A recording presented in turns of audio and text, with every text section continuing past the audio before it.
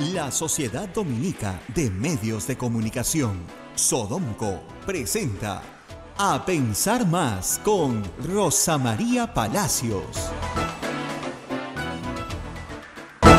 Muy buenos días, bienvenidos a Pensar Más con Rosa María Palacios a través de las emisoras de la Sociedad Dominica de Medios de Comunicación. Lima ya nos está escuchando a través de la red Sodomco. En Lima estamos con Radio Santa Rosa, tanto en la AM 1500 kilociclos y la FM en todo el cono sur de Lima, en toda la zona de Villa El Salvador, con la frecuencia modulada 105.1. Radio Santo Domingo en Chimbote, un saludo para nuestros amigos de Radio Santo Domingo y de Chimbote. RSD, Radio San Martín en Arequipa también nos escucha. Cusco, Radio Veritas Ucayali y Radio Cepagua, La Convención, Radio Quillabamba. Puerto Maldonado, Radio Madre de Dios. Son las emisoras dominicas del Perú, integrantes de la red Sodomco. Hay otra red de radios que se unen a nuestro trabajo, como es Radio Huánuco en Huánuco, Radio La Voz de Ayacucho en Ayacucho, Radio Pública y Radio La Decana en Puno, Radio Moro en Ancash, Radio Cumbre en Huancayo, Radio Milenio en Satipo, Radio Estación Solar en Abancay, Radio Oriente en Yurimaguas, Radio Los Ángeles en Cajamarca, Apumaque Stereo, AM Tagua nos pone en podcast en todo el Perú y el mundo. Y también tenemos la página web de Radio Santa Rosa, donde usted puede estar informado, www.radiosantarosa.com.p y los aplicativos móviles. Hoy es 23 de junio del año 2020 e increíblemente llegamos a la centena. De cuarentena pasamos a centena y en esta centena saludamos a Rosa María Palacios. Rosa María, muy buenos días. Muy buenos días, Abel. Efectivamente, hoy se celebran, ¿no? Se conmemoran, no es una celebración, 100 días del inicio de la inmovilización social obligatoria, que en teoría se prolonga hasta el próximo domingo, y el próximo lunes ya no estamos en inmovilización social obligatoria, aunque parece que van a mantener el toque de queda. La verdad es que no entiendo por qué, pero no he entendido por qué tantas cosas en estos meses. Y también van a mantener el toque de queda los domingos, tampoco entiendo por qué. Pero en fin, son las disposiciones del gobierno que ya no queda sino acatar, como siempre hemos hecho, aunque sean ininteligibles. Y bueno, hay muchas lecciones, muchos aprendizajes, ¿no?, de estos 100 días. Lo primero que creo es que la gente ha aprendido a tomar sus medidas de seguridad.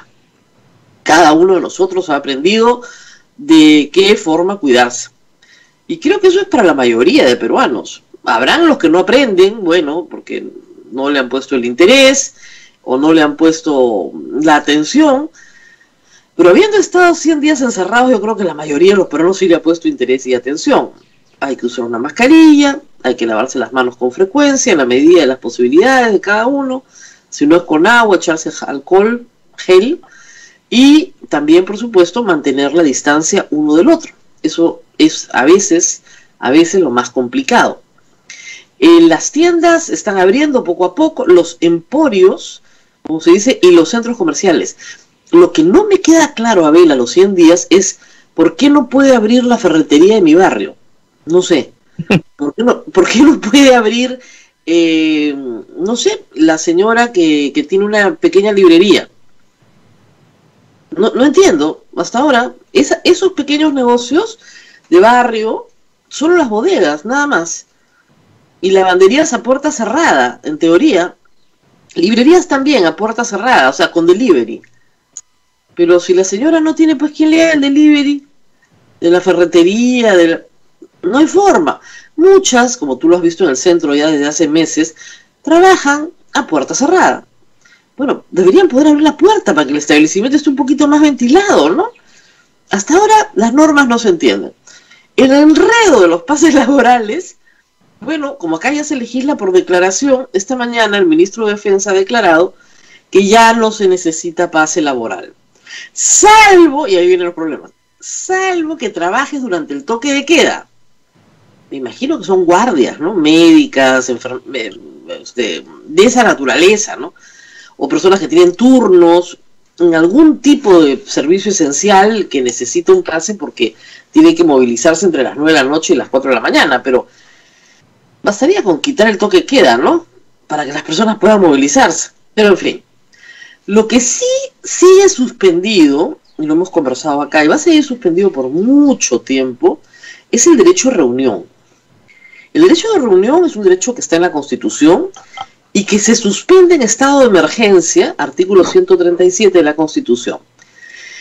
Y el derecho de reunión se puede suspender o se puede restringir dependiendo de las necesidades del Estado para combatir la amenaza que está combatiendo. Normalmente, el derecho de reunión va como uno de los 4 derechos que se suspenden en estado de emergencia porque lo que se quiere evitar es la perturbación del orden público. Entonces un mitin, una marcha, es normalmente el evento que el Estado quiere controlar y que por lo tanto en el despliegue policial o militar que ordena el presidente de la República de acuerdo al estado de emergencia, esos son los eventos que se quieren evitar por razones, repito, de orden público. Sin embargo, en esta pandemia la aglomeración de personas es el medio de contagio. Por lo tanto, el derecho de reunión tiene que seguir suspendido y se va a tener que alargar el estado de emergencia indefinidamente hasta que no exista una vacuna o un tratamiento. ¿Por qué? Porque el derecho de reunión es el que nos permite ir a un partido de fútbol, ir a un concierto, ir a comer a un sitio con la familia, ir a una reunión familiar, a un cumpleaños, y también el que nos permite ir a misa. Ir o algunos establecimientos que aglomeran gente. Entonces, es ahí donde creo que con paciencia el gobierno tiene que llegar a establecer algunos protocolos para que el derecho de reunión, si bien no regrese, porque no puede regresar de manera plena, sí pueda ser ejercido de otras maneras. Por ejemplo, en España las reuniones me parece que son permitidas de hasta 10 personas. Entonces, esa es una posibilidad. 2, las misas se pueden celebrar siempre y cuando haya una distancia social entre las personas que asisten, de tantos metros.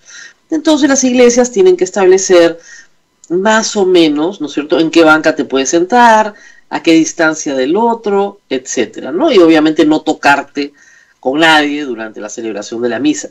Entonces, vamos a ir a protocolos que regulen el derecho a reunión. En Europa se están reanudando los partidos de fútbol, pero sin público. O con el público mínimo que son los miembros del equipo, entrenadores y personal, ¿no?, del mismo estadio. Pero la gente ve los partidos por televisión. Entonces, la discusión acá es cómo se va a regular el derecho de reunión en los próximos meses. ¿Hasta cuándo? Me dirán ustedes. Bueno, hasta que se encuentre una vacuna, se encuentre un tratamiento o la enfermedad simplemente desaparezca. Normalmente estas enfermedades desaparecen a los 2 años. Tienen 2 ciclos largos normalmente y desaparecen. Aunque nunca se sabe. Porque como son nuevas enfermedades, no se sabe muy bien cuál es el comportamiento. Sobre esta se ha estudiado mucho en estos 6 meses, pero hay muchísimas cosas que todavía no se saben, como hemos ido aprendiendo. Es un camino de aprendizaje. Entonces, el derecho de reunión, por cierto, va a estar restringido. El libre tránsito también va a estar restringido. Va a estar restringido el transporte aéreo internacional, no solamente porque nosotros no abramos nuestro país a los vuelos internacionales, sino porque lamentablemente, siendo el Perú un país en este momento de los más altos del mundo en contagios, yo lamento informarles a todos que no nos van a recibir en ninguna parte. Esto es como ser chino en enero. A los chinos en enero les cerraron los aeropuertos del mundo entero. O en febrero, si quieren. Pero lamentablemente los peruanos vamos a entrar en una categoría de personas que venimos de una ciudad o de un país que tiene una presencia muy alta del virus y que por lo tanto no vamos a ser bienvenidos. Así que como para tomar en consideración, yo creo que eso no lo está pensando mucha gente. Dicen, no, en agosto ya abren y... abren, sí, pero no para ti. de repente para que venga gente, pero para que gente se vaya, si es que no pasan por prueba molecular, hace cuarentena de 14 días en el lugar al que se dirige, etcétera, va a ser bien difícil que se pueda crear un flujo de pasajeros que ya normalicen completamente el transporte aéreo. El que sí el que va a regresar definitivamente es el transporte interprovincial, tanto de aéreo como el de pasajeros. Pero también con distancia social, porque pasas mucho tiempo en un espacio pequeño con otras personas. Y uno de los factores de contagio es ese exactamente, pasar mucho tiempo en un espacio cerrado con otras personas. Entonces ahí también va a haber una regulación al libre tránsito. Ya en las ciudades ya no necesitamos pases vehiculares, pases interdistritales, ya felizmente ya no necesitamos eso, pero de todas maneras la recomendación es la misma de los últimos 100 días. Si usted no tiene que salir, no salga, porque vida social no va a hacer. Puede hacer una vida deportiva muy simple, ¿no? Salir a caminar, a correr, en fin, si es deportista, sí, practicar su deporte, pero en soledad o en grupos muy pequeños. Pero en general no hay mucha vida social allá afuera. Y luego viene el tema de espacios que tienen que ser de todas maneras compartidos, ¿no? Restaurantes, por ejemplo, que van a abrir, pero con menos mesas, con algunas medidas como, por ejemplo, no prender el aire acondicionado, en fin, todo eso se tiene que debatir. Pero todavía hay un largo camino. Lo que parecía en la primera quincena algo que podía resolverse en un mes, ha quedado claro que no se resuelve en un mes, se resuelve en muchísimo tiempo. Y que si bien se relajan las medidas de confinamiento, que fueron extremas en el Perú, el virus no se ha ido, está acá. Ayer una buena noticia, en la noche se informó que había menos contagios ayer, ya estamos encima de los 8.200 muertos oficiales. Los no oficiales podrían ser 25.000, 26.000, nadie lo sabe con exactitud, pero los oficiales 8.200. Pero esa noticia, por la cual uno decía, bueno, se ha reducido el número de contagios, qué bueno, pues hay que relativizarla porque resulta que ayer hicieron menos pruebas. Y el número de pruebas es la que te determina el número de contagiados. Si yo hago menos pruebas, tengo menos contagiados. Hay una relación porcentual. Entonces, lamentablemente, yo creo que todavía en materia del control de la pandemia no han llegado las buenas noticias. Y si todo el mundo sale, no van a llegar. Eso es inevitable, no van a llegar. El problema es que no puede seguir manteniendo a la gente confinada porque la economía del Perú simplemente no da más. Aquí se trató de salvar las vidas, que está muy bien, sacrificando la economía. El problema es que se perdió la economía y se perdieron las vidas. No se salvó ninguna de las dos cosas. Y ustedes dirán, no, pero se han salvado muchas vidas. Por supuesto que se han salvado muchas vidas. Nadie se opone a un confinamiento inicial de 40 días, lo que es una cuarentena. Pero el problema es que esa cuarentena sirve no para que la gente no se contagie, sirve para que la enfermedad avance más despacio y le dé tiempo a la salud de poder armarse, sobre todo en sistemas tan precarios como el nuestro, pero en otros no tan precarios. Las lecciones aprendidas de Italia y España eran: ármese usted a toda velocidad, levante un hospital, ponga el oxígeno, entrene a sus médicos, arme una respuesta. Y eso se ha hecho en el Perú, mal, regular, a veces muy bien, pero estos son los resultados, 8.200 fallecidos. Y como comentábamos ayer, Abel, tal vez en lo que hay consenso en este momento es que el Ministerio de Economía cerró la economía de abril de una manera absolutamente radical, por eso es la caída de menos 40%, a diferencia de otros países de la región que no cerraron su industria exportadora. Todo lo que era exportaciones se mantuvo, tanto minería, harina de pescado, textiles, todo lo que era para exportación, para el mercado de exportación se mantuvo, con los protocolos para los trabajadores, etcétera, pero se mantuvo. Y eso hizo que los países no tengan las caídas del PBI que hemos tenido nosotros y de la cual recuperarse es muy complicado. Para muchas personas, si uno para un mes, es como si se fuera un mes de vacaciones, después regresa y sigue trabajando. Así no funciona la economía. Esto significa un retroceso de PBI hasta hace 2 años. Y nos va a tomar 2 años llegar hasta hace 2 años.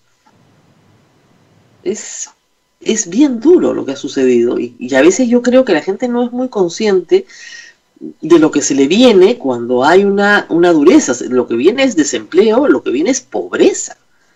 Pobreza. Mucha gente que había logrado acumular un pequeño capital para salir adelante, poner un pequeño negocio, va a haber todos esos planes postergados. Ojalá postergados, tal vez concluidos. Porque lo que viene ahora es una etapa de mucha pobreza, que no puede ser rescatada tan fácilmente por la acción distributiva del Estado. No funciona así. Debieron haber abierto un poquito la economía. Ahora, claro, es fácil decirlo ahora, cuando en ese momento todo el mundo le gritaba a la ministra de Economía que cerrara todo, ¿no es cierto? Y con los prejuicios y los estigmas contra la empresa privada de los que hemos hablado ayer. Entonces, ahí es evidente que la economía ha sufrido. Y puede seguir sufriendo si seguimos enfrentados a teorías bastante extrañas desde el Ministerio de la Producción y desde el Ministerio de Trabajo, que no tienen asidero. Y bueno, regresando un poco a los temas de ayer, después vamos a pasar un ratito por el Congreso, hay que pasar por el Congreso todos los días, y hoy día va a estar con nosotros Coqui Bruce.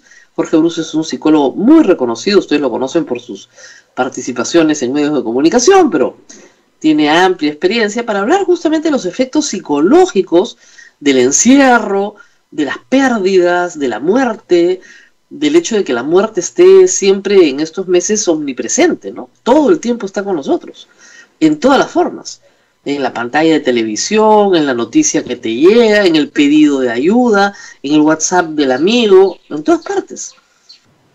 Y bueno, esa muerte omnipresente causa, por supuesto, un impacto. Vamos a hablar de eso más adelante.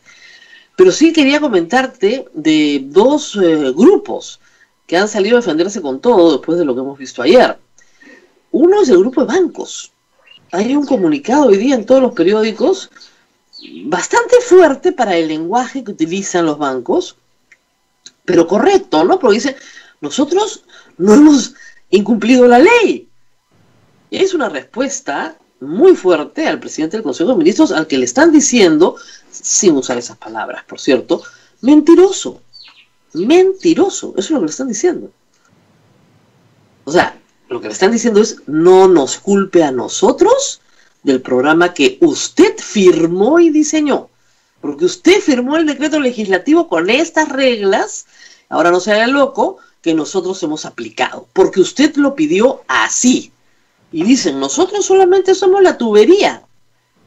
Nada más. Somos 38 instituciones financieras, porque hay todo, hay cajas, hay microfinanzas, bancos grandes, y que hemos prestado a toda velocidad, y eso es verdad, a toda velocidad, en tiempo récord histórico, todo el dinero que el Estado quiso que colocáramos, a su solicitud, no a la nuestra. Porque el presidente del Consejo de Ministros dijo que había habido mala fe, y lo que dicen en el comunicado es, rechazamos tajantemente cualquier acto de mala fe por parte de los bancos. Y hace bien el sistema bancario en defenderse, porque cuando te imputan una conducta falsa, y eso se está volviendo sistemático en el Perú, tienes que salir a defender. El comunicado de las clínicas privadas es más largo, más complejo, tiene información interesante, pero es difícil de leer para el ciudadano común. Bastante difícil de leer. Yo no sé quién los asesora, porque la verdad que no es un buen comunicado en el sentido de poder comunicar. Pero las clínicas privadas lo que dicen es lo mismo que sucede en otras partes del mundo, y ayer yo lo he tratado de explicar hasta el cansancio, obviamente con insultos. Yo lamento pincharle el psicosocial al gobierno, pues, pero ¿qué voy a hacer? Y un psicosocial, de nuevo, muy apoyado por los medios de comunicación, porque lo mismo pasó cuando culpabilizaban a la gente de todo. Para eso te sirven los medios de comunicación, ¿no es cierto?, para sacar adelante un psicosocial. Miren, inventar un culpable, un malvado, es lo que siempre se hace en política. Ustedes no se dan cuenta muchas veces, pero miren, desde que Hitler le dijo a Alemania que los judíos tenían la culpa, hasta hoy yo podría encontrar ejemplos históricos todo el tiempo. Los inmigrantes tienen la culpa, los chilenos tienen la culpa, los venezolanos tienen la culpa, ¿no es cierto? Siempre hay un culpable que aglutina, porque odiar en grupo es algo que los seres humanos hacemos como parte de nuestro instinto primitivo de supervivencia. Sabemos odiar en grupo, nos reconocemos odiando en grupo, nos unimos odiando en grupo, lo cual es terrible. Yo sé que les estoy diciendo algo que nadie quiere escuchar, pero esa es la verdad. Amar en grupo, eso es más difícil. Amar en grupo, eso es mucho más difícil. Esa es la propuesta de Cristo, pero no es la propuesta de los políticos. El político sabe que puede afirmarse sobre la base del odio. Y hay que buscar un enemigo. Hay un famoso sketch muy largo de Lelutiers, donde componen el himno nacional, arman una comisión para cambiar el himno nacional y le dicen al compositor, bueno, lo importante es buscar un enemigo. Claro, y es esa idea de busquemos el enemigo y de ahí se arma todo. Entonces, enemigos hemos tenido en el Perú muchos. Y normalmente las minorías suelen ser el enemigo favorito. Los gays, por ejemplo, que van a homosexualizar a los niños, los presos, no importa si sea culpable o inocente, los presos están maldecidos, y por lo tanto ellos son los culpables, van a abrir las cárceles para que los presos salgan a matar. Es muy fácil y es muy atractivo. Y no te digo los chilenos, a ver, tú y yo tenemos suficiente edad para saber que los gobiernos militares, usar esta categoría, los chilenos, era súper efectivo, asusado, alimentado permanentemente. Cada vez que un periódico más o menos baratito no vende, le ponen los chilenos, Chile se arma, ese era el titular, y ahí vendías. Entonces, agitar nuestros miedos es parte de lo que hace un político, ¿no? Ayer el señor Urresti, por ejemplo, que de esto sabe, porque ha estudiado para esto, ¿no es cierto? En el ejército se estudia cómo arma la comunicación. El enemigo, dijo, es la clínica y la banca. Ya tenían los enemigos armados. Y el señor Ceballos, que no es sonso, obviamente sabe que esos son magníficos enemigos y que de paso te bajas a la ministra de Economía. Son magníficos enemigos, ¿eh?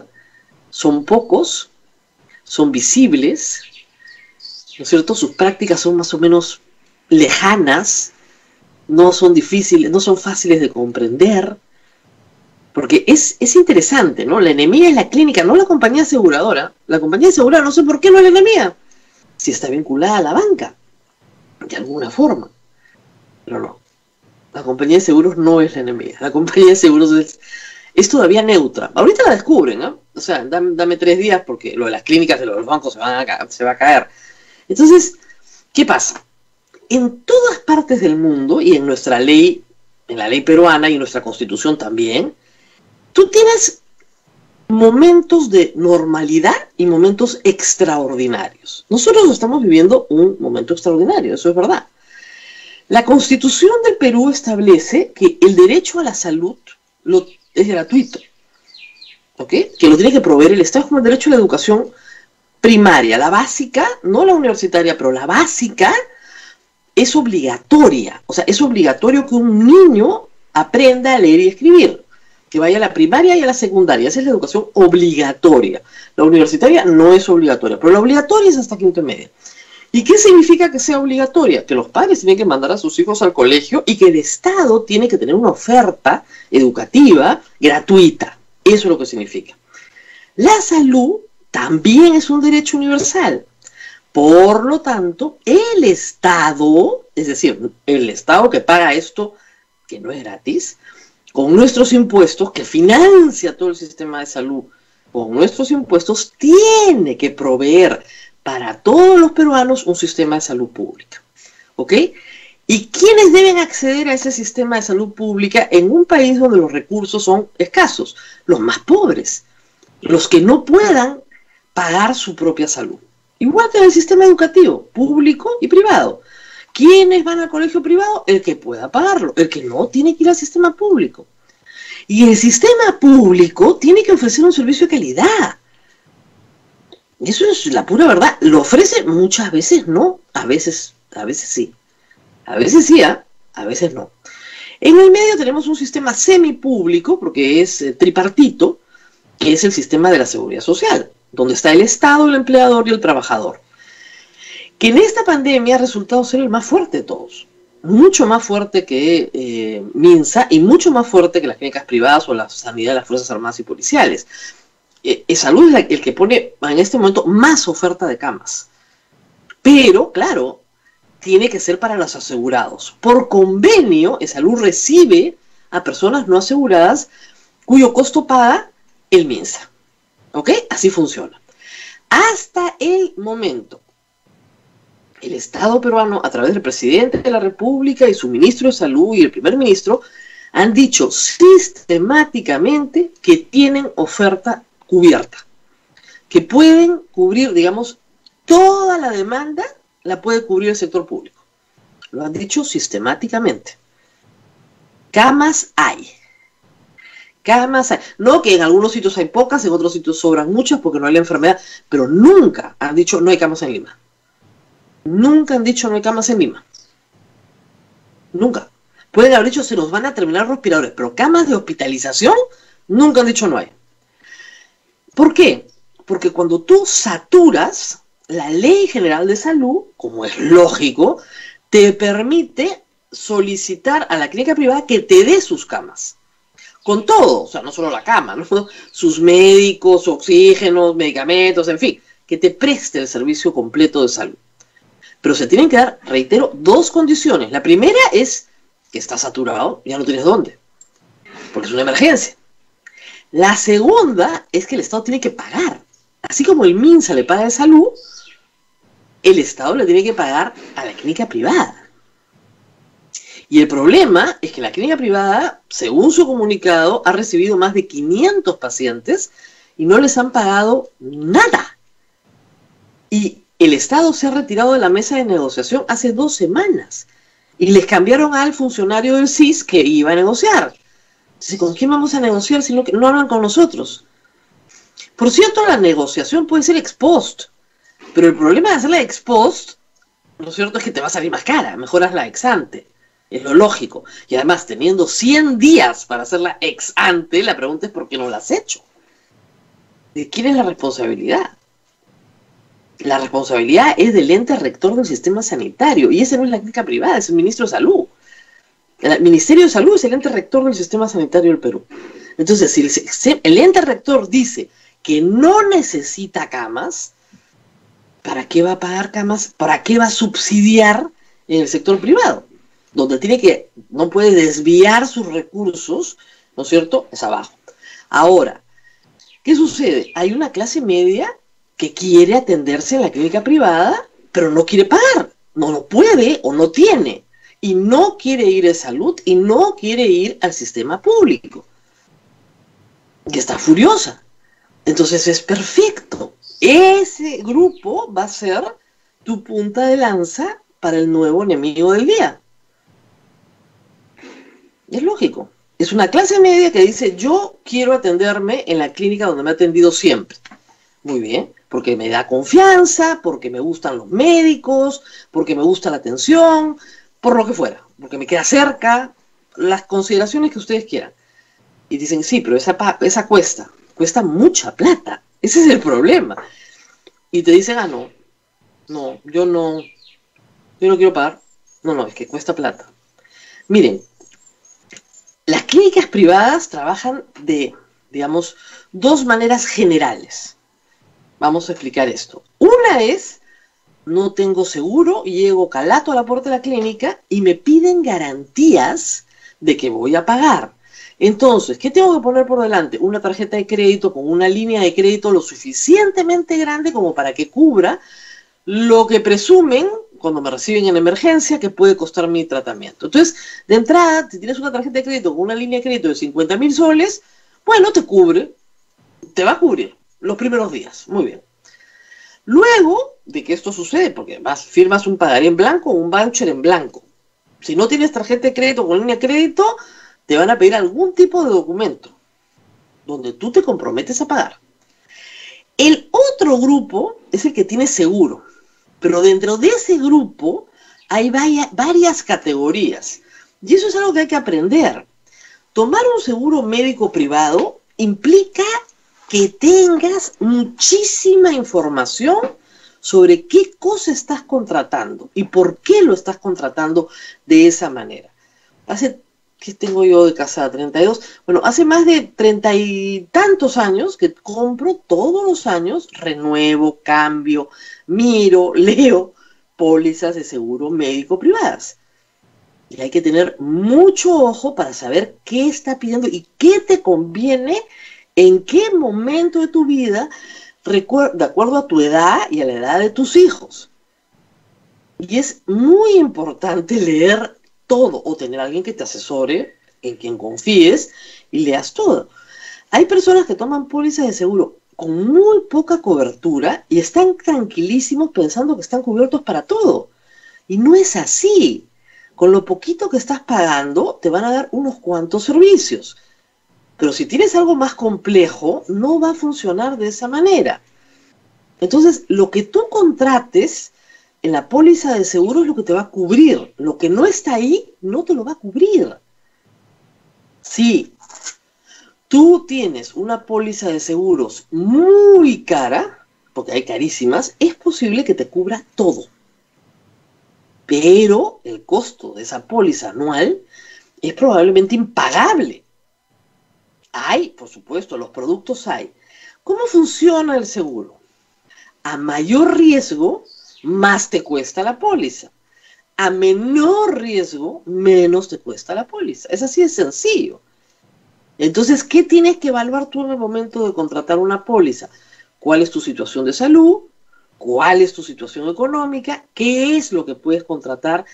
¿Qué es lo que tú sí podrías pagar y qué es lo que tú no podrías pagar y que para eso sí necesitas un seguro?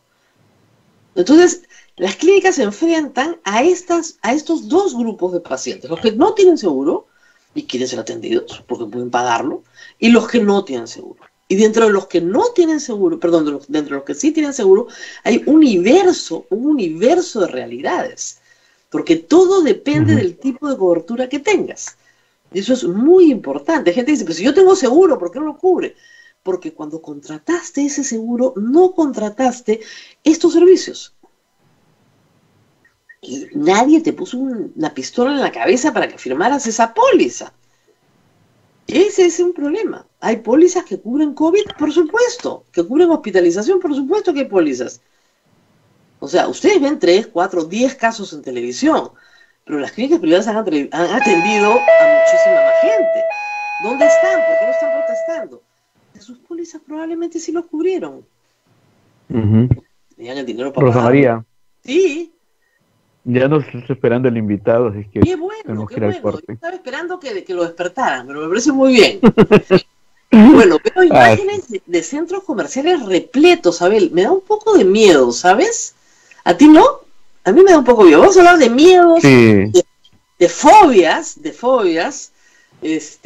con Coqui Bruce y por supuesto de duelos y de pérdidas y de experiencias traumáticas, como estar encerrados 100 días. Vamos a la pausita y regresamos con él. ¿Te parece? Vamos a la pausa y regresamos con Jorge Bruce. Volvemos. Continuamos con A Pensar Más a través de las emisoras de la Sociedad Dominica de Medios de Comunicación. Radio Santa Rosa nos escucha Lima, en Chimbote nos escuchan por Radio Santo Domingo, en Arequipa Radio San Martín, Cusco Radio Veritas, Ucayali Radio Zapagua. La Convención nos escucha por Radio Quillabamba, Puerto Maldonado por Radio Madre de Dios. Se unen también otras emisoras en Huánuco, Radio Huánuco, en Ayacucho Radio La Voz de Ayacucho, Puno Radio Pública, Anca es Radio Moro, Huancayo Radio Cumbres, la radio del Arzobispado de Huancayo, Satipo Radio Milenio, Abancay Radio Estación Solar, Yurimagua Radio Oriente, Cajamarca Radio Los Ángeles, Apumaquisterio, AM Tagua nos ponen podcast en todo el Perú y el mundo. Estamos en la página web de Radio Santa Rosa y también los aplicativos móviles, y no se olviden, la página web es www.radiosantarosa.com.pe. Rosa María, ya estamos con nuestro invitado, el doctor Jorge Bruce. Adelante. Así es, y me alegro de verlo bien a través de la pantalla, pero estamos bien, bien encerrados, pero bien.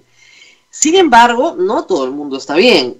Jorge Bruce, como ustedes saben, tiene una columna semanal en La República y ha explicado varias veces, y quería empezar por ahí, que lo que hemos vivido va a dejar una marca en nosotros, y una marca por mucho tiempo. Entonces sería bueno entender la magnitud de lo que hemos vivido y lo que estamos viviendo. ¿Es posible hacer eso hoy o necesitamos un tiempo para tomar distancia? Yo creo que sí necesitamos un tiempo para procesar, pero ya podemos ir avanzando con algo, digamos, ¿no? Un artículo yo comentaba que Nixon le pregunta a Zhou Enlai en Pekín en el 72, ¿no? ¿Y qué opina de la Revolución Francesa? Y Zhou Enlai le dice, es muy temprano para saberlo. Nixon pensaba que se refería a la de 1789 y Zhou Enlai pensaba que se refería a la de mayo del 68, que lo divertido de la historia, pero el punto es que efectivamente estamos en una época, Rosa María, yo soy mayor que tú, nunca en mi vida he atravesado algo así, jamás, en mis 67 años. Es inconmensurable, estamos en el medio, es muy difícil de pensarlo, es muy difícil de representarlo, es una tragedia. Para comenzar, es una terrible tragedia en la que estamos todos sufriendo, pero la gente más con más carencias lo sufre mucho más, por supuesto, ¿no? Fíjate, nosotros dos tenemos el privilegio de poder confinarnos, ¿no? Mira qué extraño privilegio, ¿no? El de poderse quedar encerrado. Eso nomás te da una indicación de lo raro que es todo esto, ¿no? Me alegra que nos estén escuchando en todo el Perú, me alegra mucho porque los limeños tenemos esta pésima costumbre de estar limeños centrados, ¿no? Y es excelente poder llegar a gente de todo el país, porque todo el mundo está viviendo esto según su realidad, y las realidades peruanas, como lo sabemos, son tremendamente diversas, y por lo tanto, eso hace aún más desafiante toda la situación. Hay gente que puede preguntarme esto, pero de todo el Perú, de repente siento una angustia horrible. Y no tengo ningún familiar en la clínica, ni en el hospital público. Estamos todos bien, felizmente. Pero me entra, como te dice la gente, me entra una angustia horrible. ¿Por qué me entra esa angustia? ¿Qué está pasando en mi cabeza? ¿Por qué estoy tan angustiado? Hay varios síntomas que la gente está reportando que son similares. El de la angustia difusa, o incluso el trastorno de ansiedad generalizada a personas que efectivamente no les ha pasado nada ni a sus familiares, pero por supuesto sí a gente cercana, porque en este momento creo que nadie puede decir, o casi nadie, que no conoce a alguien que o le haya dado el COVID o haya muerto incluso, ¿no? Gracias. Entonces, claro, la amenaza empieza a invadir la mente de las personas, y el trastorno de ansiedad generalizada, que así se llama lo que estamos hablando, se comienza a hacer, no se comienza, ya hace un buen rato que es cada vez más común, como también los sueños, ¿no? Los sueños que... Las pesadillas. Hay muchísimos sueños, es decir, siempre los ha habido, pero ahora la gente los recuerda más, son mucho más vivos. Y un sueño muy recurrente es el de que estás en la mitad de la noche durmiendo y de repente sientes golpes en la puerta de tu casa. Eso es algo que lo está pasando a mucha gente. Claro, golpes fuertes de gente que se quiere meter, ¿no? En algunos casos tristemente puede ser verdad, pero muchas veces son sueños, y una persona me contó que se paró de golpe y se hizo una herida en el labio, ¿no? Claro. Por el susto. Y la una amenaza increíble, ¿no? Mucha gente me ha dicho a mí, yo te estaba contando, que al principio, sobre todo en marzo y abril, yo ponía en Twitter, hay alguien despierto a las 5 para las 5 de la mañana. Gente que conozco, me decía, acá estamos todos sentados. No podían dormir. Mucha gente reporta trastornos del sueño. A pesar de que estás en tu casa, te acuestas temprano, ¿no? Podrías tener un patrón de sueño muy, muy ordenado porque no tienes una vida social. Sin embargo, hay trastornos del sueño también, y yo lo veo bastante generalizado. Es por esta angustia. Es por esta angustia. El sistema onírico tiene la función de proteger la capacidad de dormir. Soñamos para poder dormir, para poder descansar, para poder reponer energías y para poder reciclar toda digamos, la porquería que se nos acumula durante el día. Pero, que en el Perú no es escasa, pero el sistema onírico, como todos los sistemas, tiene un límite. Entonces, cuando ya no puede más, te despiertas, pues, ¿no? Con la angustia, y te despiertas efectivamente en el medio de la pesadilla. Y cada mañana, no sé si te pasa a ti, me pasa a mí, me despierto y digo, esto continúa, ¿no? No ha terminado. O sea, en mis sueños seguramente he estado alucinando, deseando que ya me despierte, y era un mal sueño, ¿no? Ya la realidad regresó a la normalidad. ¿Cuánto tiempo una persona se acostumbra? ¿En cuánto tiempo te acostumbras a un cambio de rutina? Mira, estamos viendo, y es una cosa que tiene pros y contras, que la gente ya se está acostumbrando. Las señales de alarma están disminuyendo. La angustia sigue ahí, pero se va mezclando con otras cosas, con un duelo para comenzar, ¿no? Por la vida que ya no tenemos, porque nuestra vida se ha trastocado por completo, y también duelos reales por personas que empiezan a fallecer, así no sea en tu entorno, por empatía, por lo que fuere. Es tristísimo ver todo lo que está sucediendo, porque además a esto de la crisis de la salud física y mental se agrega una espantosa crisis económica que ya está acá. Entonces, claro, el pro es que las personas, digamos, no se ven tan terriblemente hackeadas en su mundo interno, porque los humanos nos adaptamos. El contra es lo que una psiquiatra del colegio de la Universidad de Northwestern, de la Escuela de Medicina, llama la caution fatigue, le llaman en inglés, ¿no? La fatiga de la precaución. La alarma baja. Entonces la gente empieza a decir, bueno, ya no pasa nada, has visto que cada vez más sale la gente a la calle. No toda gente que lo hace porque tiene que sobrevivir, mucha gente porque ya no aguanta estar encerrada y sale. Y sé de mucha gente que ya se está reuniendo en sus casas y que están haciendo pequeñas cenas, al principio con la gente más cercana, después se expande un poquito, pero el virus sigue ahí. Lo que pasa es que las personas o ya no aguantan, o ya se acostumbraron, y esa baja esa fatiga de la precaución es peligrosa, porque las personas se empiezan a descuidar. O están en la fase de la negociación del duelo. Es decir, ya perdí, pero ahora negocio, ¿ya? Entonces, claro, si yo en realidad salgo una noche, no me va a pasar nada, porque voy un ratito y regreso, me pongo la máscara y no... O sea, negociamos también. Negociamos para no perderlo todo en nuestro cerebro, ¿no? O sea, lo perdí todo. Bueno, pero no, pues porque entonces, si hago esto y aquello, entonces aceptar la pérdida debe ser en este momento uno de los temas más complejos. Después hablemos del duelo real, de la pérdida del ser querido, pero primero hay la pérdida de los planes, del proyecto. No sé, yo este año iba a entrar a la universidad, este año me iba a casar, este año me iba de viaje, a un viaje que me hacía mucha ilusión, o estoy preparando mi doctorado, o lo que fuera, ¿no? Y todo se posterga, pero se posterga en condiciones de incertidumbre, ¿no? O sea, he postergado mi matrimonio, pero en realidad no sé cuándo me voy a casar. Esto genera una pérdida terrible, porque primero es negación. No. Yo tengo gente que me decía, no te preocupes, lo postergamos para el mes que viene. Yo miraba y decía, no hay mes que viene, pues, ¿no? Luego venía la ira. ¿Por qué, maldita sea? ¿No? Entonces, ¿has visto esto? Las etapas del duelo en personas que te consultan.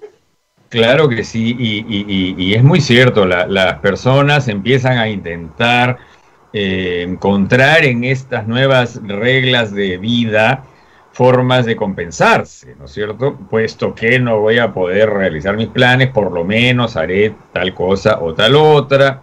La gente más joven se siente más inmune, con razón, pero se olvidan que pueden contagiar a sus mayores, en fin. Empezamos a entrar en una serie de situaciones y en donde efectivamente suspender los planes de la vida te quita sentido, te quita perspectiva, y uno lo busca desesperadamente porque todos queremos eso. Y esto va desde quienes, como tú has dicho, tienen planes de matrimonio, estudios, pero también quienes tienen su pequeño negocio o su emprendimiento o algo que querían hacer, para ganar un poco más de dinero, lo que fuere. Y todo queda en un extraño estado de... Me dice que en Chile ya le están llamando a la cuarentena, porque la palabra cuarentena a 100 días creo que es hoy, ¿no? 100 días. Así es, hoy. Y ya perdió bastante sentido, ya se centena. En Chile dice que le están llamando ya hibernación. Claro, todo el invierno. Todo el invierno, pues tiene más sentido, ¿no? Pero esa hibernación no hace que la mente se quede congelada. La mente, como tú dices, sigue trabajando y sigue buscando maneras de no solamente pues sufrir, sino encontrar algún tipo de compensación en medio de una situación tan frustrante, tan terriblemente frustrante. A veces las compensaciones son como las que tú has citado, digamos, de tipo placentero, pero también a veces son más malignas, más violentas, más agresivas, ¿no? Que eso es también súper inquietante. Gente que está encerrada muchos días y de pronto no tiene cómo canalizar, y los abusos yo estoy seguro que se están multiplicando, ¿no? Eso es una situación que al principio de la pandemia alertaba mucho, después ha bajado, creo, el Ministerio de la Mujer está de nuevo, pero claro, si yo vivo en una situación de abuso, pero, digamos, muy relativizada, porque paso muy pocas horas al día con ese abusador, exacto, pero ahora lo tengo todo el día. Y además encerrado y frustrado, como decir, enjaulado como una fiera, y es aterrador porque a pesar de todo, las víctimas pueden pensar afuera es peor, ¿no? Claro. Entonces, ¿te imaginas la presión que todo esto ejerce? Es una época muy, muy oscura, Rosa María, ¿Por qué necesitamos? Ahora, a veces hay cosas que, por ejemplo, para mí, no sé si porque me he criado en la costa, pero cada cierto tiempo lo que deseo es ver el horizonte plano. Sí. ¿Por qué? Yo siempre, pero ¿por qué necesito ver el mar plano? Necesito ver el horizonte, o sea, necesito un espacio abierto. ¿Los seres humanos en algún momento necesitamos ver espacios abiertos? ¿Está atrás, en el hipotálamo, atrás? Bueno, imagínate quienes deben haber estado, paradójicamente, se parece una broma de humor negro, más preparados para esto son gente que ya conocía esto, como la gente que está en la cárcel, ¿no? Claro. Sabe perfectamente lo importante que es salir al patio y hacer caminata, ¿no? Yo hago acá en mi azotea esas mismas caminatas, porque como no salgo a la calle, hago caminata de perro, ¿no? Claro. Otro de la azotea, pero efectivamente miro el cielo, miro el horizonte, cuando tengo suerte llego a ver entre los edificios un poquito del mar, no del mar en realidad, del morro solar, y sí, los presos le llaman a esto la pensadora, cuando estás encerrado entre las cuatro paredes del calabozo, y ellos alertan, yo siempre he escuchado esto decir a la gente que está en prisión, ten mucho cuidado con la pensadora, porque si te agarra ese pensamiento obsesivo, entonces, claro, ellos no lo dicen con esas palabras, pero a eso se refieren, entonces te aprisiona, ¿no? Y por eso el horizonte te produce la ilusión de que puedes volar, ¿no? Puedes mirar. Nunca he mirado tanto las aves como en esta época de mi vida. Tengo la suerte de que en mi azotea puedo mirar a los pájaros y miro con una melancolía y con una envidia, ¿no? Ellos circulan por todo el cielo feliz. Claro, pero tenemos la necesidad.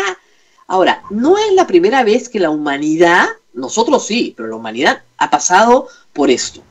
La gripe española hace un siglo, y antes también, con menos herramientas, con menos armas de defensa, con menos médicos, antibióticos, o Skype, o qué sé yo.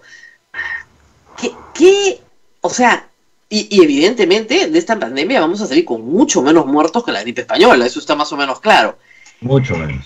Sí. Pero ¿no se queda algo en la memoria colectiva? ¿No hay una experiencia que se hereda, que está acá dentro de nosotros? Debería. ¿Qué es la que hace que no salga? ¿Qué es la que hace que los que nos podemos confinar, digamos, ni a hablar, yo no salgo? ¿Eso es una llamada de atrás? Yo creo que sí, yo creo que hay una cosa de ahí de la epigénesis, ¿no? De lo que viene del ancestral, como el miedo que le tienen todos los niños del mundo a la oscuridad. Claro. por ejemplo, ¿no? Que parece ser que es cuando no había fuego y el tigre de dientes de sable a los cachorros humanos los tenía de presa. Claro. Entonces, porque ¿cómo te explicas que todos los bebés del universo le tienen miedo a la oscuridad, ¿no? Y la luz los tranquiliza, y de hecho es lo que hacen los padres. Pero tenemos una memoria, pero también tenemos la capacidad de una amnesia selectiva, ¿no es cierto? Claro. En las personas que no les queda otro remedio porque tienen que salir a la calle a ganarse la vida, por supuesto que se explica perfectamente que necesiten esa disociación. Pero hay gente que no, que lo hace simplemente por una necesidad compulsiva de poder sentirse libres o que su vida no ha cambiado, y entonces entran en una negación y se ponen en grave riesgo o ponen en grave riesgo a otros. No sé si conoces la anécdota del alcalde Helguera. No sé si es cierta o es apócrifa, pero cuando vino la gripe española a Lima, venía en barcos, sus asistentes se enteraron, pues como en esa época ocurría 2 meses después, ¿no? De que ya había comenzado, no como ahora, y entonces le dijeron, alcalde, tenemos que hacer algo, se viene la gripe española. Y el alcalde le dice, no se preocupen, muchachos, aquí en Lima hasta los microbios se ahuevan. Lamentablemente el coronavirus no conoce la anécdota.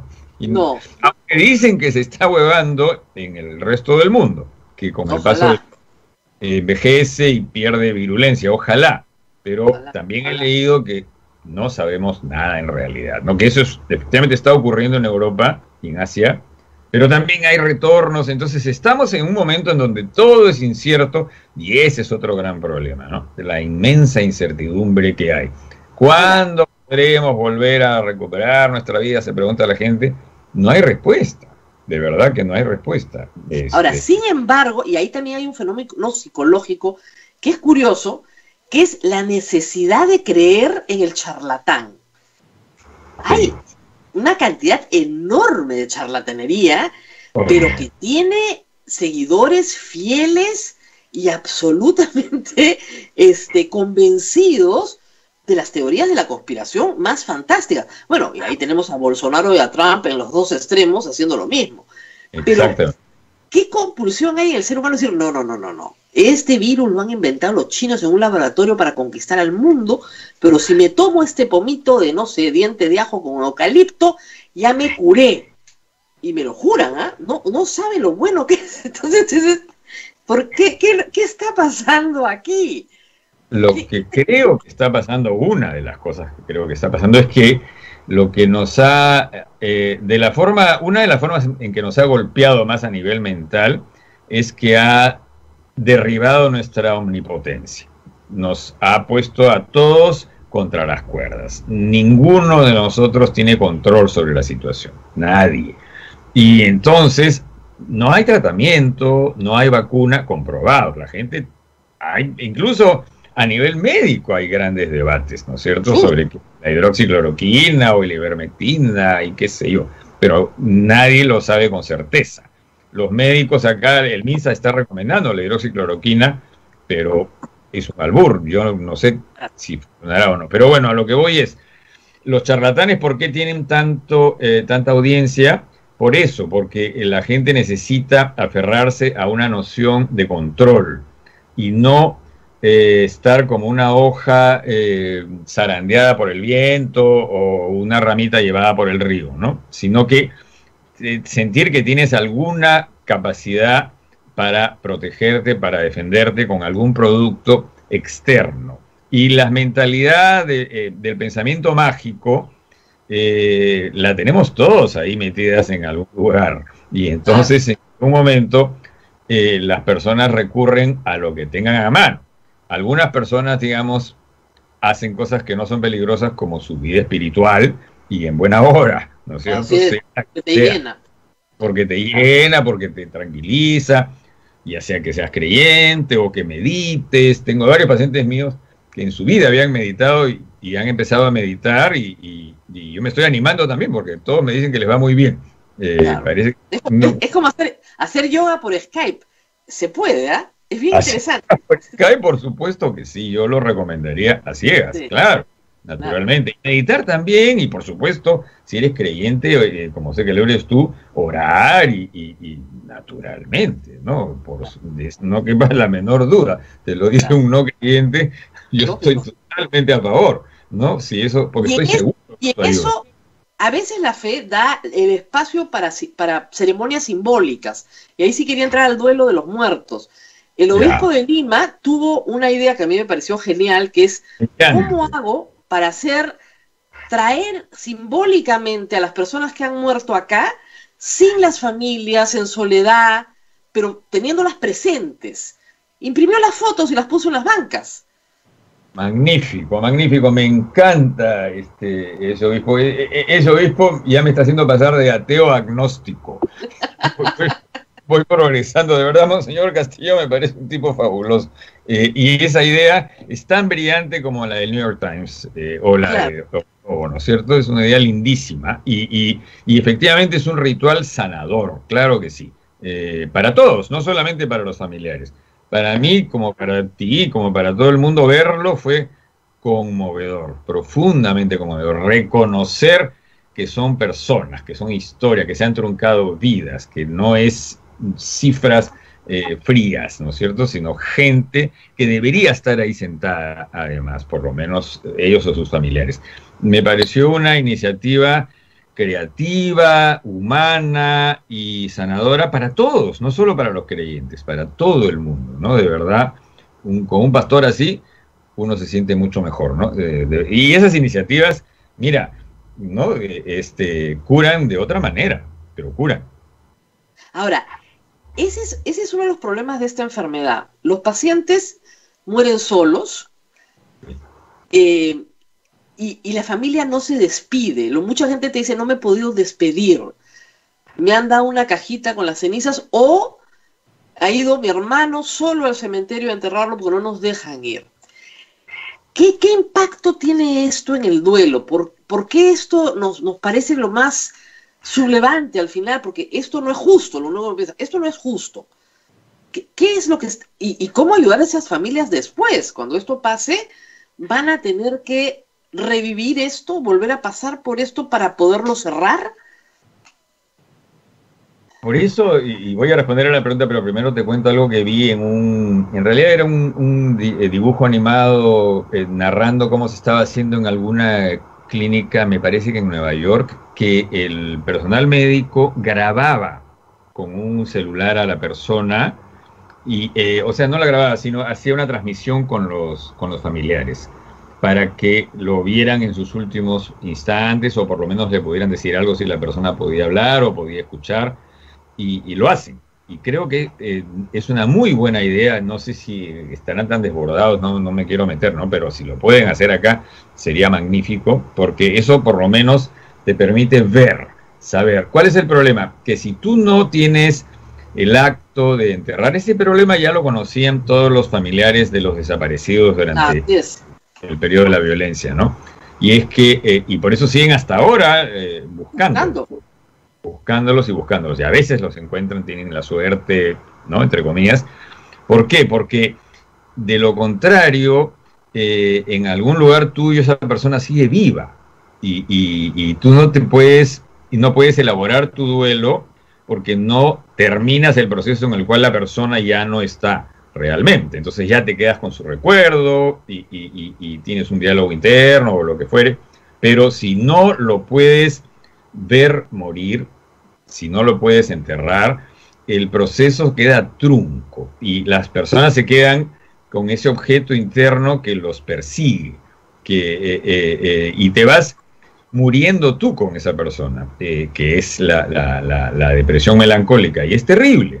Por eso es que es tan importante los rituales de entierro, y esta es una de las peores crueldades de esta situación. No del virus, el virus es una cosa inanimada, ¿no es cierto? Es la situación la que genera todo esto, porque además no hay otro remedio. Por eso es que esta idea me pareció muy buena, esta de por lo menos hacer un último contacto video, así como estamos haciendo acá, ¿no? Claro, pero el asunto es que primero hay el estigma de la enfermedad. Felizmente ya se calmó, porque le echaban la culpa a la gente de su propia enfermedad. Eso es terrible. Entonces se ocultan las muertes por COVID, porque es como la tuberculosis. ¿qué habrás hecho para tenerla, no? O como el Pues, SIDA. Ujú. Exacto. Entonces, Claro. el estigma de la enfermedad hace que sea más difícil combatirla en primer lugar, pero segundo, no se quiere reconocer porque socialmente el gobierno te decía, si te enfermas es por tu culpa, tú tienes la culpa de haberte enfermado. Entonces, la familia no solamente carga con su duelo, carga con su culpa, porque muchos te dicen, yo contagié a mi mamá, yo contagié a mi papá, o sea, yo lo he matado. ¿Cómo puedes arreglar eso? ¿Eso tiene arreglo? ¿No tiene arreglo? ¿Cómo Pero voy a cortar esto. está? Porque a veces algún paciente te está viendo. Después le hablo. ¿Qué te iba a decir? Sí, claro, este sentimiento de culpa ha estado muy presente en los primeros meses y es muy, muy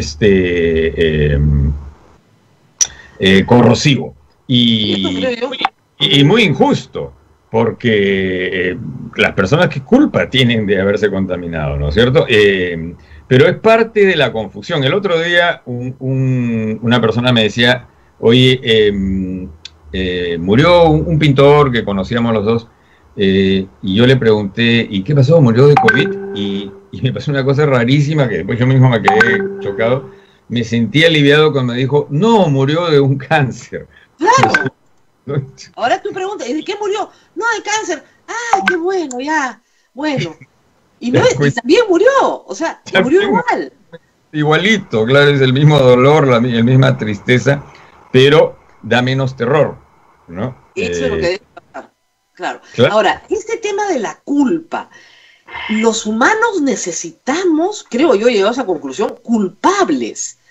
Y el político astuto lo sabe. O sea, desde Hitler con los judíos, necesitas un culpable. El discurso oficial, y los medios de comunicación nos portamos pésimo, era el pueblo tiene la culpa. Pero ya se agotó, pues ya no puede seguir diciéndole al pueblo, con 8.000 muertos no le puede seguir al pueblo diciendo que tiene la culpa. Pero lo ha sembrado bien sembrado el gobierno. Ahora hay otros culpables, la clínica privada, el banco, la gran empresa, el supermercado, la farmacia, conspiran contra nosotros. ¿Por qué tenemos, yo entiendo la lógica del político, pero por qué tenemos los seres humanos esa necesidad de encontrar culpables o de asumirnos culpables? ¿Por qué? A ver, sí hay comportamientos irresponsables, ¿no es cierto? En todos los sectores que tú has mencionado, y en todas las personas, y en el gobierno algunas personas también, no todo el gobierno, ¿no es cierto? Claro. Algunas personas se están comportando mucho más a la altura de las circunstancias que otras, pero sabemos bien que no todos. Eso es un aspecto, digamos. Como hay gente que es irresponsable en su manera de actuar, etcétera, pero no es el caso, por ejemplo, de la gran masa de personas que han hecho esfuerzos heroicos, inhumanos, para tolerar una situación que para muchos era intolerable. Pero buscar chivos expiatorios siempre ha sido una forma que tiene varias ventajas. Desvías la atención, no recae sobre ti toda la responsabilidad y te repartes, digamos, la carga o el peso. Pero de aquí no se trata de eso, efectivamente. Aquí se trata de... creo que eran los teóricos de la escuela de Frankfurt, Horkheimer, Adorno, los que decían que lo importante era no la culpa, sino la responsabilidad. Y esa distinción creo que es clave, ¿no es cierto? Lo que tenemos que hacer todos es asumir cada uno nuestra responsabilidad, todos sin excepción, ¿no? Por ejemplo, las clínicas privadas, yo sí creo que es urgente que negocien, pero ya, el gobierno y las clínicas, ¿no? Como han hecho en tantos otros países. Y el problema es que ayer nos hemos enterado que han estado negociando y que los representantes del CIS se han retirado y no quieren negociar. Porque el gobierno insiste que tiene camas disponibles y no puede reconocer que no las tiene, porque eso sería un fracaso. Y no las tiene. Y obviamente, hasta donde sabemos, por la cantidad de gente que nos pide ayuda, es evidente que algo pasa, ¿no? Entonces, si no las tiene, tiene que decir la verdad. Pero decir la verdad es ser culpable. Y como no puede ser culpable, entonces desplaza la culpa hacia otro lugar. Pero todos los seres humanos necesitamos un objeto para desahogar nuestra ira. Puede ser, ¿no? Sí, claro que sí. Todos los seres humanos necesitamos un objeto para desahogar nuestra ira. A veces algunas personas se desahogan consigo mismas y se flagelan y se torturan, ¿no es cierto? Pero con más frecuencia tendemos a proyectar lo malo que sentimos en nosotros hacia otras personas, ¿no? Y por eso es que con tanta frecuencia se ve a gente que acusa a otros de lo que ellos mismos hacen. Pero en el Estado peruano no es novedad, y lo ha dicho tanta gente, es un Estado pues muy precario desde hace tanto tiempo, que por supuesto que sería injusto culpar a este gobierno, no de sus errores son sus errores, pero sí de la situación del Estado. Mira, la cantidad de camas que teníamos al principio eran 100, ¿no? Claro. Leí en un artículo de Alberto Vergara que Bogotá tenía 800, Bogotá nomás, al inicio del... En la región solamente nos podemos comparar con Guatemala, creo, una cosa así, pero mal, ¿no? A ese nivel estamos, y eso sí es imperdonable, ¿no? Eso es realmente imperdonable.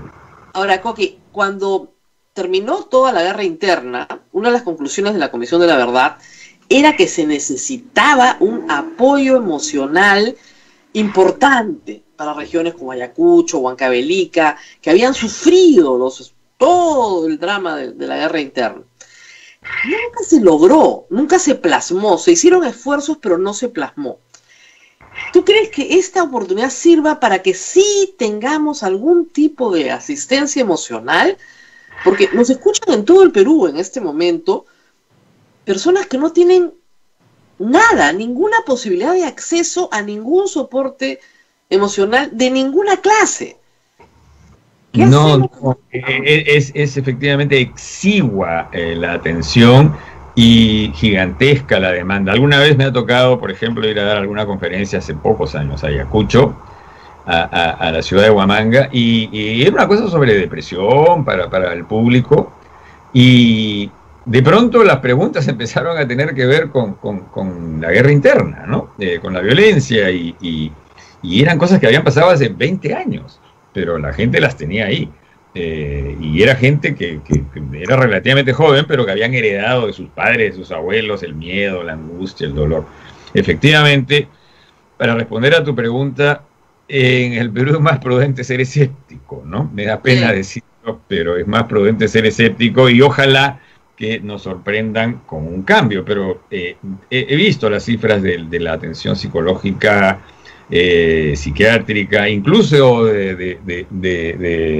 hasta de chamanes, mira, y claro, es muy poca, es poquísima, y no es considerada una prioridad, como no lo es considerada la cultura, ¿no? Son estas actividades que son consideradas superfluas y que se dejan a la iniciativa de algunas personas de buena voluntad o con una capacidad impresionante para sacar las cosas adelante solas, pero sin ningún apoyo.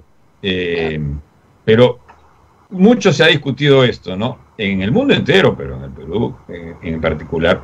Saldremos con lecciones aprendidas.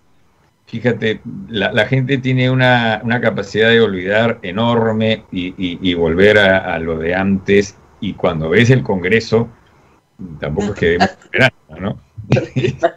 Para que... Coqui, no quiero dejar de preguntarte por los niños. Muchas personas muy aterradas, y con toda razón, dicen, los niños de esta casa no salen hasta el próximo año. Y realmente los chicos están escuchando todo el tiempo que sus padres están fregados de plata, que no pueden ver a sus abuelos, porque si ven a sus abuelos, si ves a tu abuelo lo matas, ¿no? Ese es el mensaje. Ir a darle un beso a tu abuelo es matarlo. Entonces, muerte, amigos, padres de los amigos enfermos, es decir, todo su entorno está su rutina está trastocada, sus padres están angustiados, no sabe cuándo va a salir, y realmente si le dicen sal, se le sale el corazón por la boca. Entonces, ¿qué hacemos con los chicos, con los menores? O sea, ¿cómo los hacemos pasar por esto sin que la marca sea, pues, la marca queda, pero que sea una marca de donde puedan salir, no irse para abajo, ¿no? Muchos colegas en webinars internacionales de psicoanálisis y especialmente los que se dedican a trabajar con niños se están preguntando lo mismo. ¿Qué huellas va a dejar en los niños un año tan insólito? Los niños tienen, claro, esta cosa maravillosa que así como cuando se caen y se hacen un moretón se recuperan en 2 horas, y a lo que los adultos nos toma una semana, o cualquier cosa, ellos se recuperan mucho más rápidamente. Psíquicamente también son mucho más plásticos y adaptables y flexibles, y son mejores que nosotros los adultos, tienen una mejor capacidad, pero sí, yo sí creo que con el tiempo veremos que todo esto va a dejar marcas, dependiendo, por supuesto, de en qué condiciones las hayas pasado. En la medida de lo posible, hay que tratar de sobre todo, porque cada vez se sabe más cosas, ¿no? Por ejemplo, al aire libre, entiendo que si eres precavido, el riesgo es muy bajo. Muy bajo, así es. Con tu máscara y sin acercarte a nadie no te pasa nada. No te debería pasar nada. Entonces a los niños hay que sacarlos a la calle de todas maneras, ¿no? Para que tengan por lo menos la capacidad de corretear un poco, digamos, ¿no? Y salir y no estar confinados, dependiendo de dónde vivas, claro, ¿no? Yo estoy pensando que acá cerca hay un parque, pero hay zonas en el Perú que no hay parques, ¿no? No, y el otro tema es que la escuela es el espacio de socialización de los niños. Tú les has quitado un año de escuela. Pueden aprender muchos contenidos, pero no pueden socializar. No, eso es tristemente se pierde. Ayer conversaba eso con mi hija menor que tiene 15 y yo le preguntaba, oye, pero y hay chiquitos, adolescentes a los que ni siquiera has conocido este año, porque hay gente que ha llegado o la clase ha cambiado. Sí, me dice, solamente nos conocemos por vía virtual, y por supuesto que no es lo mismo, ¿no? Y para los más niños, mayor razón aún. Pero supongo pues que no queda sino reconocer que la vida es algo tan precioso que cuando la tengamos de nuevo en condiciones mucho más saludables, espero que lo que sí ocurra es que la valoremos mucho más, que la apreciemos más, que nos demos cuenta que cada segundo en que podemos vivir tranquilos no tiene precio, ¿no? Ojalá que nos enseñe eso, por lo menos, y espero que los niños también lo aprecien así, ¿no? Que poder salir a jugar con sus amiguitos, claro. Todo, ¿no? Sí. Ahora, hay algunas cosas que sí están cambiando, pero que no son igual. Debe pasar a ti con los pacientes. Yo sé que casi todos los psicólogos, por lo menos en Lima, en Arequipa, en grandes ciudades también, están atendiendo por la pantalla, que no es el setting del consultorio. Y a mí me pasa lo mismo como profesora. Mis alumnos universitarios apagan su cámara, silencian su micro y apagan su cámara. No quieren que yo los vea, por alguna razón. Pero también no es lo mismo estar en el consultorio, en la consulta, que estar así. ¿Tú notas esa diferencia? ¿Para bien, para mal? Es un gran tema de discusión de nosotros, los psicoanalistas. Hemos hecho webinars especialmente sobre ese tema. La ausencia del cuerpo es una diferencia muy sustantiva, ¿no es cierto? Las 2 dimensiones no son lo mismo que las 3 dimensiones. La presencia física irradia algo que la pantalla hace desaparecer. Y además, efectivamente, por ejemplo, yo estoy acá en mi casa, ¿no? En un escritorio, claro. Lo mismo que estar en mi consultorio.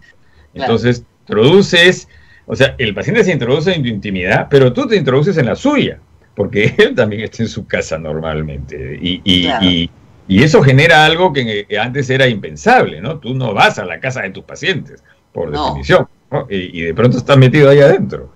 Es intrusivo, pero... Y es divertido porque los psicoanalistas teníamos un debate encarnizado años atrás sobre si se podían hacer estas cosas por Skype o no. Y ahora el debate se fue completamente por el desagüe, porque no hay otra forma de hacerlo, ¿no? Claro. Pero digamos, La pregunta es, cuando volvamos algún día a la normalidad, ¿este método permanecerá? ¿O tú crees que estuvo bueno la experiencia por emergencia, pero regreso a la presencia física? La verdad es que va a regresar la presencia física, y felizmente, porque ciertamente es importante el cuerpo, no es solamente la palabra, pero también creo, yo ya veía como a 7 personas que están en otros países. Eso es lo que pasa. Vías virtuales, gente que se había ido a vivir a otro lado, ¿no? Claro. Y con quien continuamos el vínculo. Y alguna gente que se enteró de mí en otro lado y me llamó y con quien nos vimos, porque claro, la gente también le acomoda no tener que salir al tráfico, atravesar grandes ciudades. Imagínate, en Lima hay gente que hace trayectos enormes de mucho tiempo. Y en el teletrabajo yo escucho a personas de otras profesiones que me dicen lo mismo. Oye, compadre, esto está muy bien, ¿ah? Claro, yo estoy contenta. Estoy aquí en mi casa. Pero sí noto la diferencia. Una cosa muy diferente es estar los dos sentados en un estudio conversando que hacer esto. Porque la humanidad, o sea, los gestos, no puedo leer a los invitados, como dice, no puedo leer a mis alumnos. Es completamente diferente, Rosa María. Y además, ¿sabes qué? Es más cansador. Porque para poderte comunicar, tienes que hacer cosas que no haces presencialmente. Tienes que hacer más gestos, como dices tú. Tienes que ser más expresivo, hacer más inflexiones. No, en persona, la persona se puede quedar callada mirándote y tú estás teniendo información sobre esa persona. En la pantalla no, la pantalla borra todo eso, ¿te das cuenta? Entonces la gente se tiene que esforzar mucho más en la comunicación para llegar al otro. Y claro, al final del día, no sé si te pasa a ti, pero a mucha gente le pasa eso, estamos todos más cansados. Además los horarios estallan, ¿no? La gente empieza a trabajar sábados y domingos. Acá somos varios, somos 6, ¿no? Y todos ocupados. Lo que más estamos usando son gotas para los ojos, por la cantidad de horas. Gotas para los ojos, exactamente, ¿no? Claro. Ahí está, claro, porque la cantidad de horas de pantalla que tenemos es algo que yo nunca en mi vida he tenido. Estamos hablando 4, 6, 8 horas de pantalla al día. Nada sano. Nada sano, eso no es nada sano. Yo no creo que sea sano, pero allá vamos a tener que vivir. Ahora, tenemos la gran ventaja de tener esto, porque podríamos... Claro, y tener un internet que está funcionando, ¿no? En este momento. ¿Cuánta gente no lo tiene, no? Y eso nos pone adelante. Muy bien, Coqui, mil gracias. No sé, a ver si tienes alguna pregunta del público, porque ya van a ser las 9:20. Sí, Rosa María, preguntan los adultos mayores. Doctor, si el virus llegó para quedarse por lo menos hasta fin de año, ¿cómo podemos vivir sin angustia los adultos mayores? ¿Qué futuro tenemos? Ay, ya me angustié yo con esa pregunta. Sí. No vamos a poder vivir sin angustia. Vamos a tener más bien que aprender a manejar la angustia, porque la angustia no se va a ir, ni el virus tampoco, y ni siquiera a fin de año, ¿no? El virus va a seguir. Ahora, la esperanza está en que encuentren tratamientos y, bueno, quién sabe, en un año o algo así, una vacuna también, ¿no es cierto? Yo estoy organizando un congreso para la Asociación Psicoanalítica Internacional para el próximo año en Vancouver, en julio, y estamos en un debate dificilísimo sobre si el congreso va a ser posible, si lo vamos a tener que hacer completamente virtual o virtual presencial. ¿Cuánta gente le estará pasando lo mismo, no? La vida ha quedado en suspenso, en pausa, ¿no? A pesar de que estamos hablando de situaciones muy difíciles, porque acá estamos en el epicentro, en Europa están saliendo, en Asia se suponía que habían salido, pero el virus, justo he leído esta mañana a un médico en CNN, el virus es como todos los demás virus, no va a desaparecer, nunca va a desaparecer. Nunca, y así como regresan las gripes, esto no es una gripe, esto es mucho peor, regresará. La gran esperanza que tenemos ahora es que nunca antes tantos científicos en el mundo han trabajado tanto tiempo, el Perú incluido, ¿no? Ya tenemos una prueba hecha acá en el Perú, ¿no es cierto? Que es una cosa maravillosa, que ojalá circule muy pronto, ¿no? Porque esas pruebas son indispensables. Pero vamos a tener que aprender, para responder sobre los adultos mayores, todos los adultos mayores, los primeros, a vivir con esto y a encontrar la forma de seguir con nuestras vidas sin descuidarnos. Es una ecuación complicada, pero es la que nos ha tocado, ¿no? La humanidad, como decías tú, Rosa María, no es la primera vez que experimenta desafíos de esta magnitud. La que quizás es la primera vez es que es a nivel absolutamente planetario, ¿no? Nunca, porque hemos tenido mucho más, veces, ¿no? Claro. La diferencia ahora es que el mundo está muy conectado, o sea, físicamente, y a veces olvidamos eso, pero antes la gripe española era en Europa, para que llegara a América se demoró como un año, nunca llegó a Sudamérica, nunca llegó a Asia. Claro, mató, no se sabe si a 20 o a 100 millones, pero mató más que la guerra. Como ahora, ¿no? Que en Estados Unidos ya murieron más que la guerra de Vietnam y la de Corea juntas, pero así es. Es mucho más potente que una guerra, pero a veces no se entiende, ¿no? La cantidad de víctimas que una pandemia puede traer. Bueno, Coqui, muy bien, cuídate mucho. Tú también. No. Por nada. Ok. Pero al parque sí puedes ir, ¿ah? Una vueltita sí, al parque. Al parque se puede y creo que es recomendable además, ¿no? Así es. Tomar aire, caminar un poco y distancia social. Y distancia social. Muy bien, muchísimas gracias, Coqui, por estar con nosotros. Estoy segura que toda la gente que nos ha escuchado a nivel nacional ha aprendido un poquito de algo para que se lo guarde y lo tenga ahí de ayuda durante estas semanas. Mil gracias y Abel, nos vemos pronto. Nos vemos, Rosa María. Gracias, doctor Bruce, muy amable. Cuídense mucho. Chao, chao. Mañana 101 días, Rosa María, increíble. Increíble. Qué bárbaro. Pero acá estamos, Coqui. Acá estamos, Abel. No nos vamos a ninguna parte. Mañana estamos nuevamente con ustedes. No nos han derrotado del todo. Todavía estamos del todo. Bueno, y seguiremos. Así es, Rosa María. 100 días de transmisión ininterrumpida, sin guión, perdón, sin guión es el otro también, pero de A Pensar Más en Radio Santa Rosa, lo hemos logrado. Con todas las dificultades de internet, todas las técnicas, pero lo hemos logrado. Al final estamos acá. Y hay que felicitar. Muy bien, listo, Abel, nos vemos mañana. Cuídate, Rosa María, hasta mañana. Chao, chao. Hasta aquí, A Pensar Más con Rosa María Palacios. Este programa fue producido por la Sociedad Dominica de Medios de Comunicación, Sodomco.